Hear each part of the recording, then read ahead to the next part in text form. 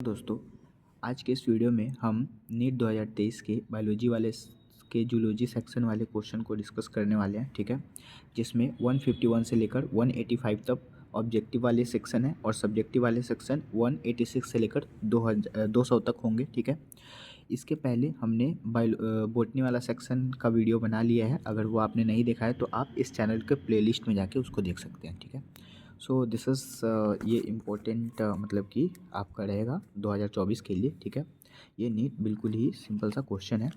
तो सबसे पहले हम देखेंगे 151 नंबर क्वेश्चन क्या कहा जा रहा है।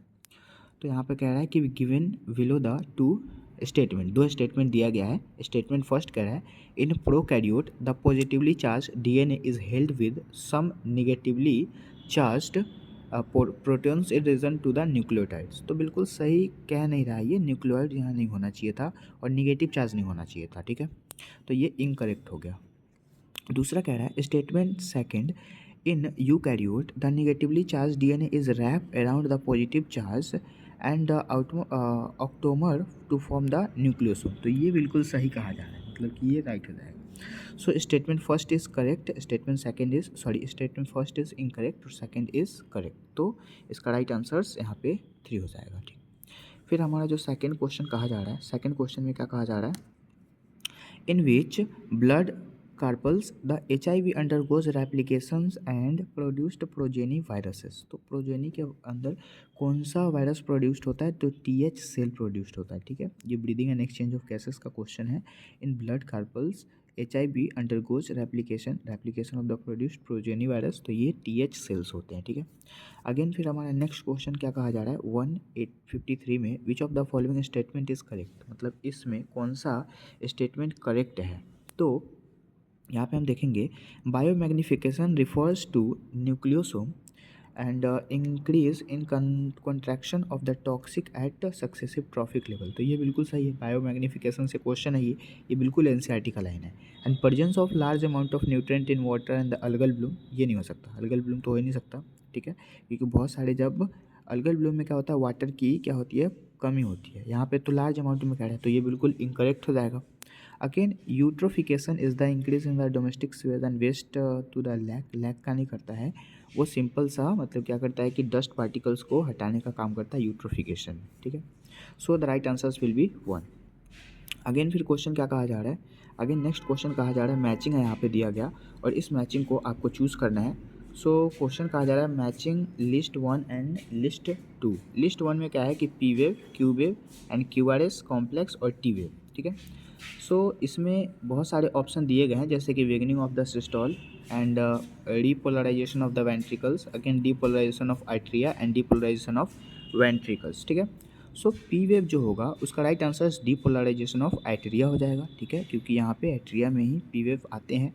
और क्यू वेव का क्या होगा, वेगनिंग ऑफ सिस्टोल, क्योंकि क्यू वेव और क्यू आर एक्स वेव, जैसे कि आपको सिस्टोल और डायस्टोल जब आपने पढ़ा होगा तो उसमें आपने क्यू वेव, पी वेव वगैरह आपने पढ़े होंगे। ठीक है, तो इसका राइट आंसर जैसे पी वेव का 3 हो जाएगा depolarisation of atria, Q wave का क्या होगा beginning of the systole, Q R x complex का क्या हो जाएगा डिपोलराइजेशन ऑफ वेंट्रिकल्स और टी वेव का हो जाएगा आपका डिपोलराइजेशन ऑफ वेंट्रिकल्स। ठीक है, so the right answers will B 4 3 1 4 2। ठीक, अगेन फिर हम अपना नेक्स्ट क्वेश्चन देखेंगे।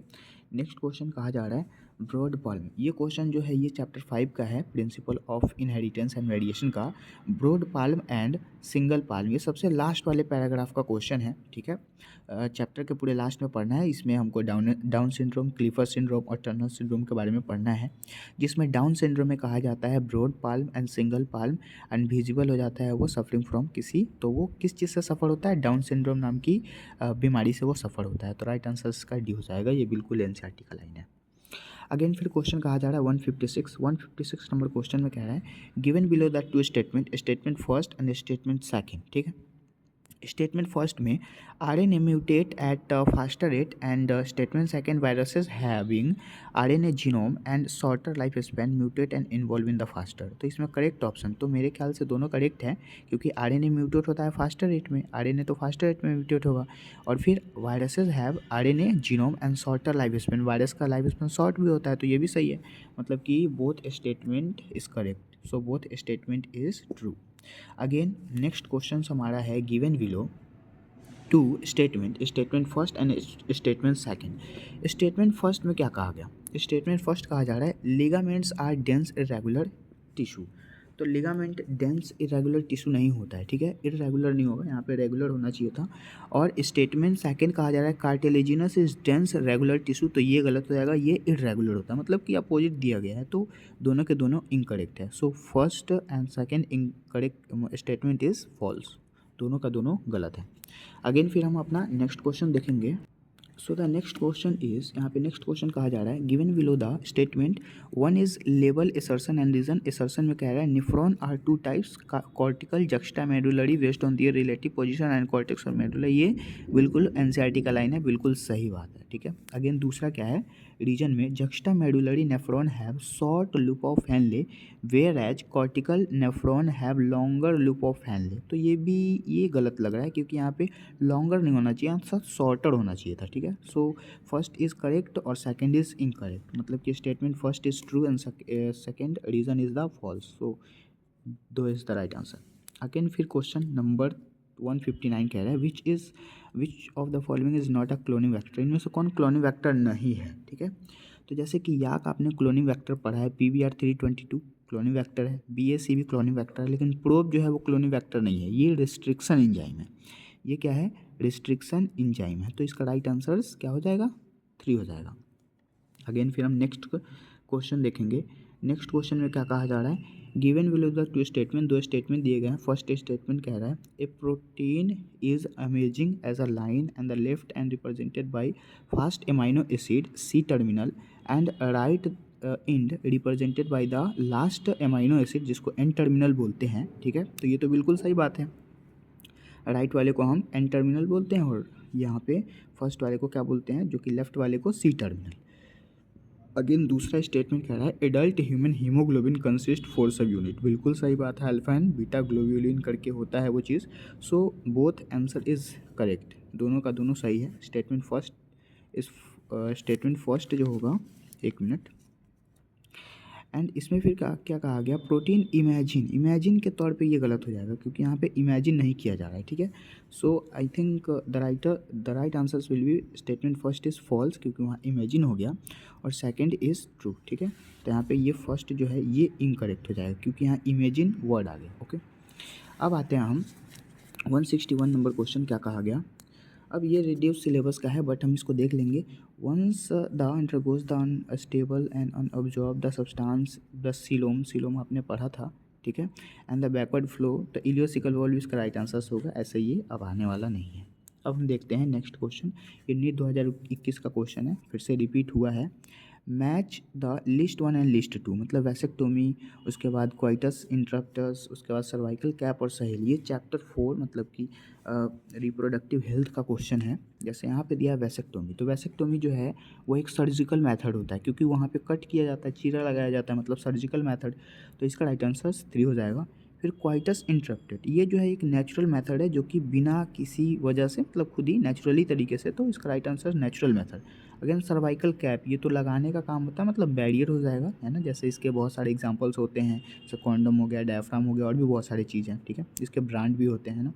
एंड फिर सहेली is the brand of so oral, ये जो है सहेली, ये लिया जाता है मतलब कि दवा के फॉर्म में, मेडिसिन के फॉर्म में, इसीलिए इसको ओरल मेथड बोल रहे हैं। ओरल इन द सेंस कि माउथ के इंटरनली लेने वाला जो मेडिसिन है वो सहेली। So the right answers will B 3, 4, 2, 1, 3, 4, 2, 1। अब आते हैं हम अपने नेक्स्ट क्वेश्चन पे। नेक्स्ट क्वेश्चन क्या कहा जा रहा है, which of the following functions is carry out by the cytoskeleton in the cell. Cytoskeleton जो होता है, आपने साइटोस्केलेटन सेल वाले चैप्टर में पढ़ा था कि वो मोटाइल होता है। और अगर आपने सेल वाला वीडियो नहीं देखा है तो आप मेरे चैनल के प्लेलिस्ट में जाके पहले उसको देख लीजिए, काफ़ी ज़्यादा इंपॉर्टेंट वीडियो है वो।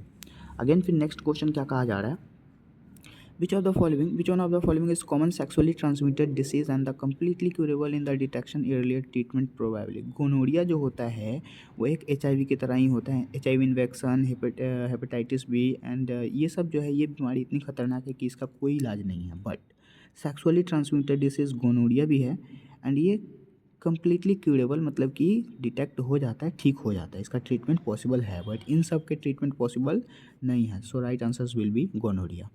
अगेन ये बिल्कुल ही फेमस चीज़ है, ये नीट 2021 में आया हुआ है, बिल्कुल फेमस है ना। नीट 2019 में भी आया था बट मैंने लिखा नहीं है। अब देखिए vital capacity of lungs, vital capacity VC क्या होता है, तो वीसी का मतलब हुआ कि वाइटल कैपेसिटी। अब इसके अंदर आईआरवी को भी हम जोड़ लेंगे, फिर यहाँ पे हम ईआरवी को भी जोड़ लेंगे, और फिर हम यहाँ पे टीवी को भी जोड़ लेंगे, और फिर हम यहाँ पे किसी चीज़ को, मतलब कि 3 चीज़ों को जोड़ेंगे। आईआरवी जिसका 2500 से 3000 तक होता है, ईआरवी 1000 से 1100, और टीवी का 500, ठीक है। तो इन तीनों को मिला के हम बोलते हैं वीसी। तो वीसी का फॉर्मूला हो गया IRV plus ERV plus TV. So 3 is the right answer. Again हम देखेंगे अपने नेक्स्ट क्वेश्चन।